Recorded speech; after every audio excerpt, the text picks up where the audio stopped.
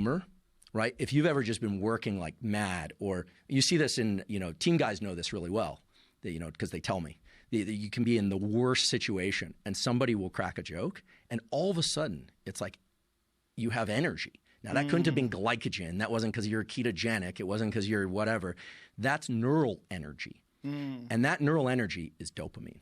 Is that what happens when you hear a great song and you get pumped up? Is that the same thing? Absolutely. And the reason dopamine is so powerful in this process of neural plasticity is that dopamine has the ability to buffer noradrenaline.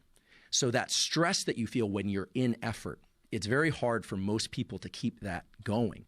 But when you get and when I say a shot, I mean an internal release of dopamine through humor or through the sense that you're on the right path. Let's take the fight example where it's stressful and you're getting beaten down. All of a sudden you land one or you do something properly and the other guy starts to timber a little bit or shuffle a little bit.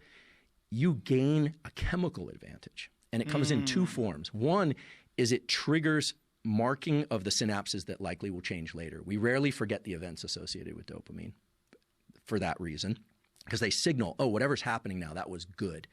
And in addition to that, they start pushing back on the level of noradrenaline in the brainstem. And this is crucial because there was a study that came out 2 years ago, not from my group, that asked, why do we quit?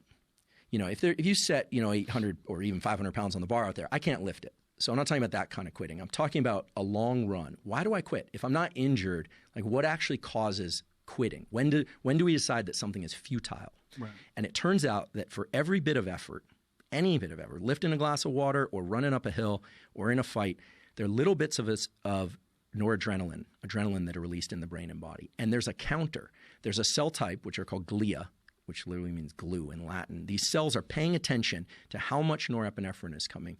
And if it hits a certain threshold, the brain stops voluntary control over the musculature. It says, that's it, I quit.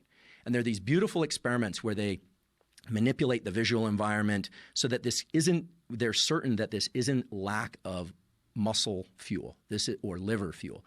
This is lack of neural fuel. Dopamine pushes back that level of noradrenaline and it gives you more gas. It lets you go further. And